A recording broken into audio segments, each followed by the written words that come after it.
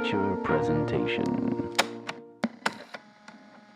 Hi, I'm Eric Marchin, co-host of the Untitled movie podcast. Matt is still away, obviously, and hopefully him and Nevis are having a amazing time in Croatia, and wishing them all the best. They're like incredible, and it's just really wonderful to think, that they have finally, have this moment. So you're stuck with me, is what I'm saying. And so in saying that, I wanted to find a way to properly introduce this interview, because it went in a direction I didn't expect it to. So I wanted to kind of give a proper introduction before you go into listening to writer, director, star, and producer Cooper Raiff talk about his sophomore effort, Cha Cha Real Smooth. He also directed, starred, co-edited, and wrote Shithouse, which is also a really wonderful movie about sort of coming to your own in your first year of college, and also still feeling homesick and wanting to make an impression and go your own way, but kind of being afraid and insecure. And for the last little while, I think I've been making some really personally important breakthroughs in my own life. And so, having this conversation, I was a little bit nervous because I didn't know how to talk about what is brought up, and I didn't want to leave the conversation seeming as though I didn't know what I was talking about, which is that I have Asperger's. I have always been very private when it comes to how and who I talk to about this stuff, and I've only just really started to talk about it in an open dialogue. But it's not something where I want to introduce myself and say, like, hi, I'm Eric, I have Asperger's, but I also want to make sure with this interview specifically that I do give some context going in, because I didn't think I would bring it up, because I have, again, outside of my immediate family, had kept it pretty private for my entire life, for reasons to do with, mental health and wellness being a stigma, but also, personal things. And I don't want to overshare, and I know he's not here, but I mean, I didn't even tell Matt until recently. And he was so incredibly accepting and honest and open. And I think another reason why I'm sharing this now in this moment is because my grandfather's really sick, and I am just in a very vulnerable state, but at the same time, he told me that I shouldn't be ashamed of who I am, and to embrace that. And so with that, I don't mean to take away either from what Cooper Raiff has made, and I didn't want it to be about me, but I felt like I could relate to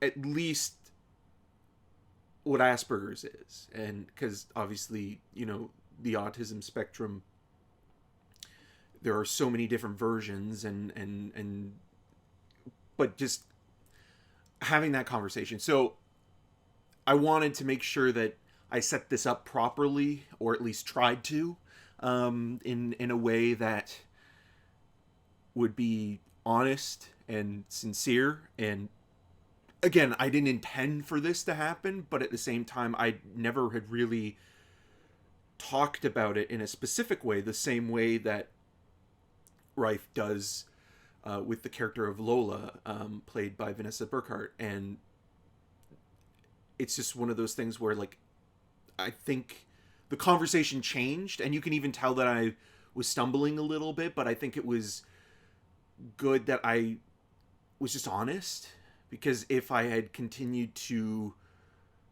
ramble on, I think it would have been just completely botched, interview wise. And so I didn't intend it to be about me, or I didn't want it to be, but I wanted to,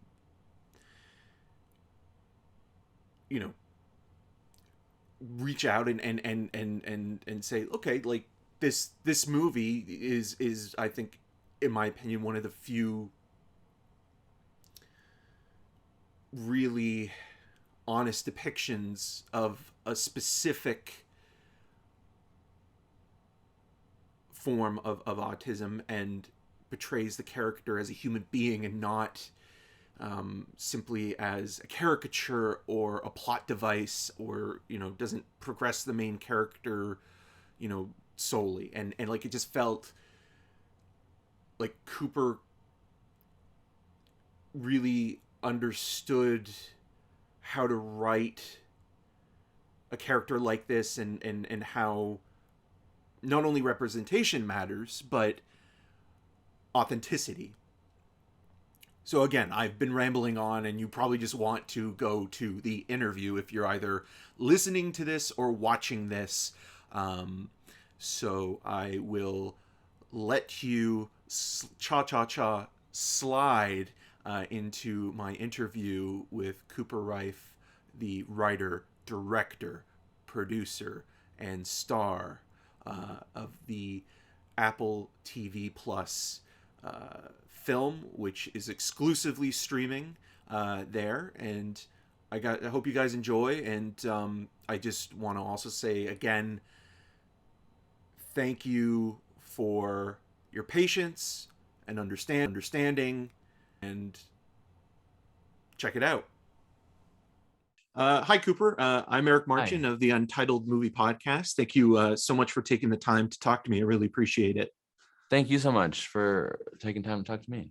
I just wanted to start by asking you, when did you start writing this script? Because it feels like such a natural progression after Shithouse, and starting with Shithouse kind of being, a freshman trying to, figure their lives out in that early stage, and then after college, and again, like, there are so many little connectors or little nods that kind of feel, I don't know if they were intentional or not, but it kind of does feel like a companion piece.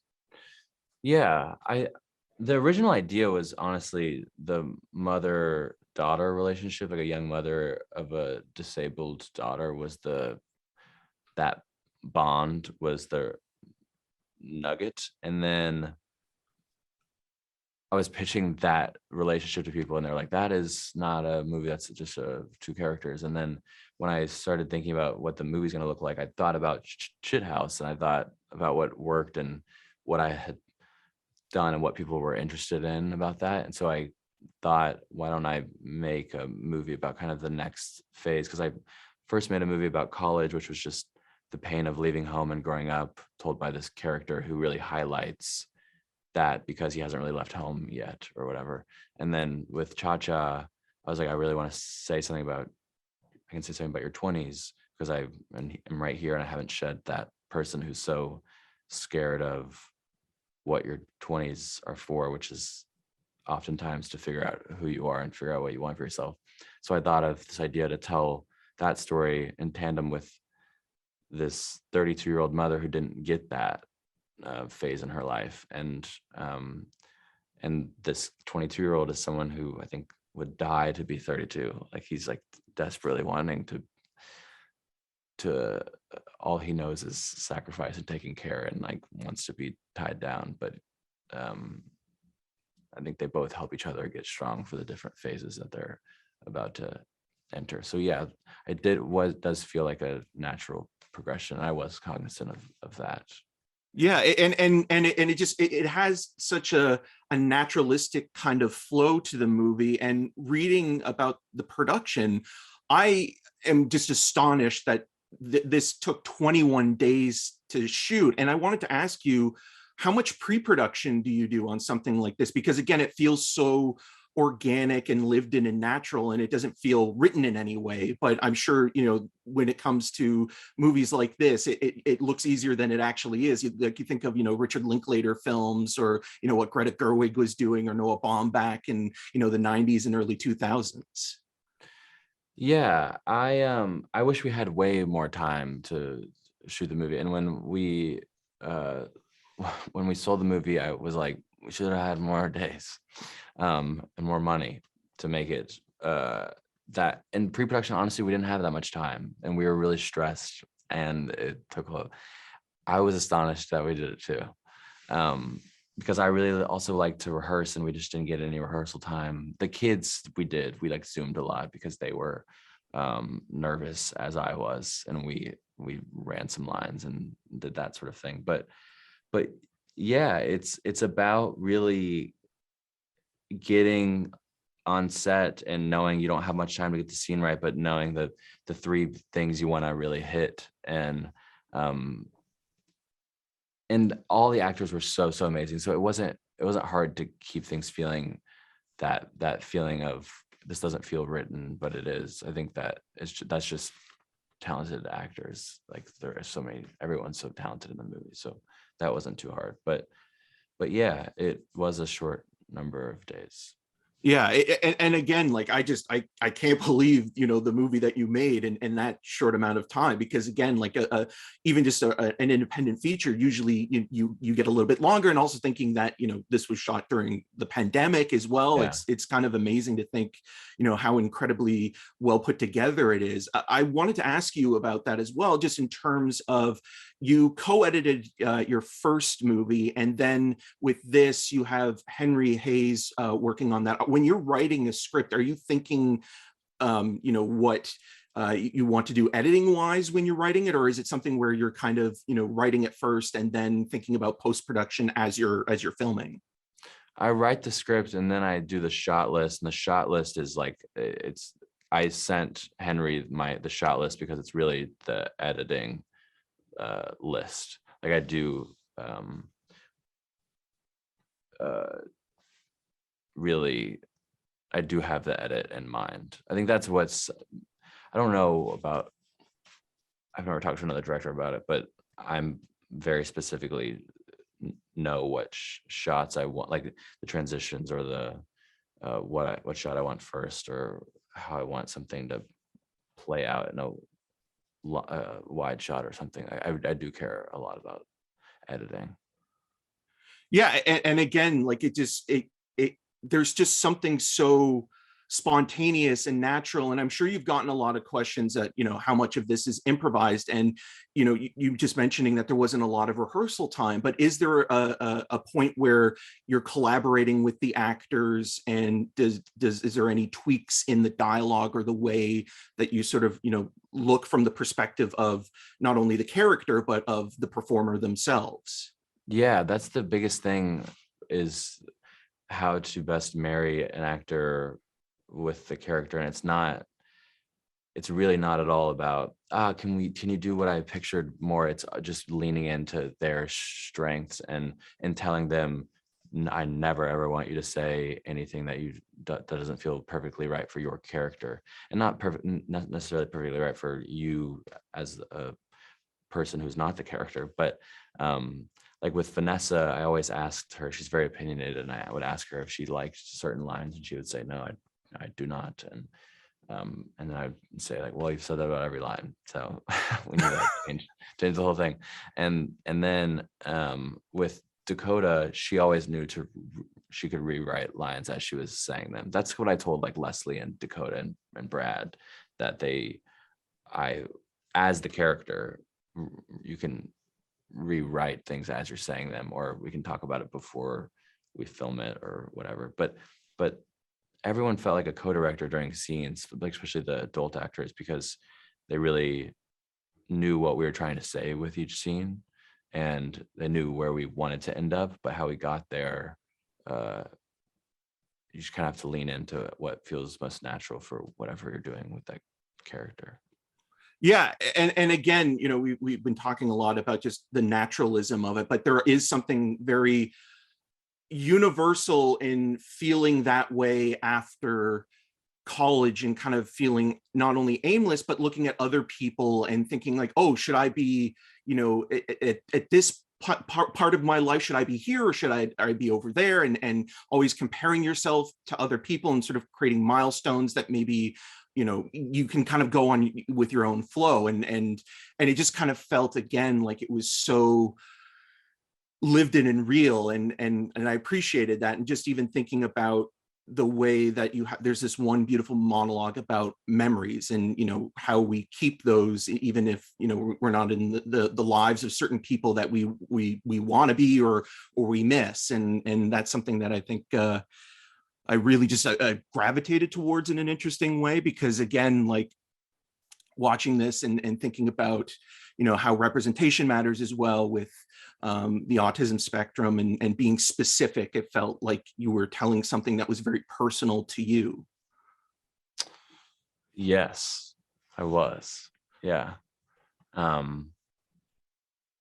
Yes. Yeah. Sorry. I again, because it's one of those things where I have Asperger's and I've never really seen any form of autism on the big screen or, you know, in film and television depicted in such an honest and sincere way that isn't just a plot device or a caricature. So I just thought it was very specific. And if, you know, you had any family or if you were sort of looking at like from a research point of view, it just felt very genuine and sincere.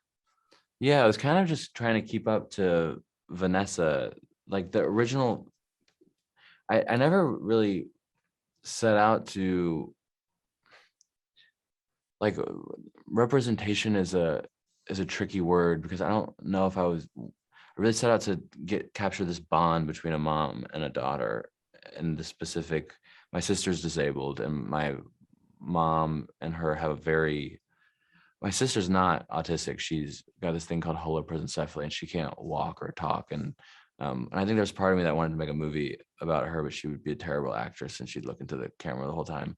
So some of her friends that she goes to school with are autistic, and I think they inspired the role a little bit. But then there was something on the page, and then Vanessa came in, and it was so different.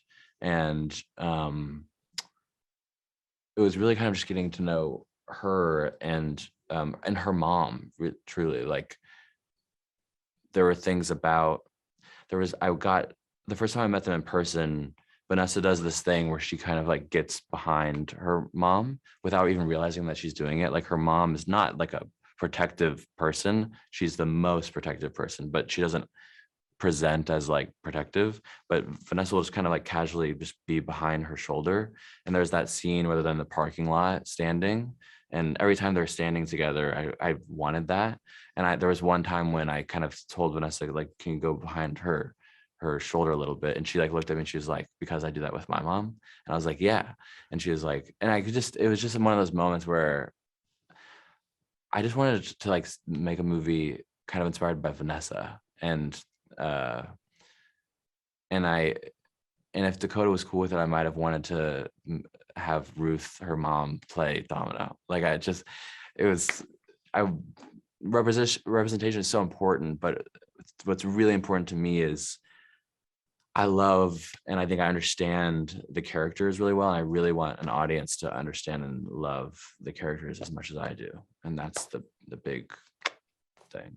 And it shows. And I apologize for taking up too much of your time. This is honestly the first time I've actually ever talked about my Asperger's this openly with anybody outside of my family. And I just, again, felt like this movie made me a little bit more comfortable to have that conversation. I'm really glad. Yeah. I hope you always feel comfortable talking about it, because I will say Vanessa is very, very comfortable talking about it. And we've been doing some interviews, like a lot of interviews. And the other day, um, someone said something about autistic kids, da, da, da, and she like stopped the person and said, "That's the first time I've heard the word autistic like it wasn't a curse word." And she's that girl, Vanessa, is really, really, really an impressive person, and I think that she's yeah, you shouldn't feel uncomfortable to talk about it. And I think it's not you, it's other people who are uncomfortable to talk about it, and that maybe makes you uncomfortable, and that sucks, and that's silly. That's that line that Domino says, like when Andrew's like, is that hard? She says like, my daughter is autistic, and Andrew says, is that hard? And Domino says yes, but not because of her. And I really think that is the core of it's not it's the world that you're living in that's not very attuned. And I think that that's hope you always feel comfortable talking about it in the future. Thank you again. Thank you so much for your time. I really do appreciate you talking to me this openly and sharing your insight on the film. Really, really do appreciate it. I really appreciate you, and thank you for talking so openly. Thank you. And that's it. My thanks to Cooper Raiff, whose new film Cha Cha Real Smooth is now available. If you're listening to this, which I'm sure a lot of people are, on June 17th or afterwards. The film is available exclusively on Apple TV Plus. I also want to thank Barb Matheson for coordinating and setting up this interview. It was very, very kind of her to reach out and do so. Thank you so much. And as always, to my co-host who put this together and several other interviews and reviews while he's away, Mr. Matt Rohrbeck, who even during his wedding and honeymoon, is still. I don't want to even say that it's work, but he is putting in the time to make sure that we don't seem absent like we have in the last few weeks. So you got to give that guy huge props. Like he works so unbelievably hard, and I really do hope that after he puts this together, he does take a really long sort of enjoyable vacation and just he's an amazing guy, and I think he would really love it if you would follow us on at Untitled _ movie. We're on Letterboxd, we're on Twitter, Instagram. We even have a Facebook page if you're interested in any of those. Man, he makes intros and extras sound so smooth in comparison. And so you can also follow Matt on the social medias at Matt Rohrbeck, and you can find more of my video reviews on rogerstv.com/cinemascene, and also on the social medias at em6211. And so with that, I just wanted to say thank you for taking the time to either listen or watch this. And listening is always a really important thing, and to be understanding and considerate to anybody who wants to open up and share something about themselves. And I'd like to just end this by saying my grandfather, Eric Stanley Neat, is one of the reasons why I am who I am, and I'll be forever grateful for that. Thank you so much for listening or watching.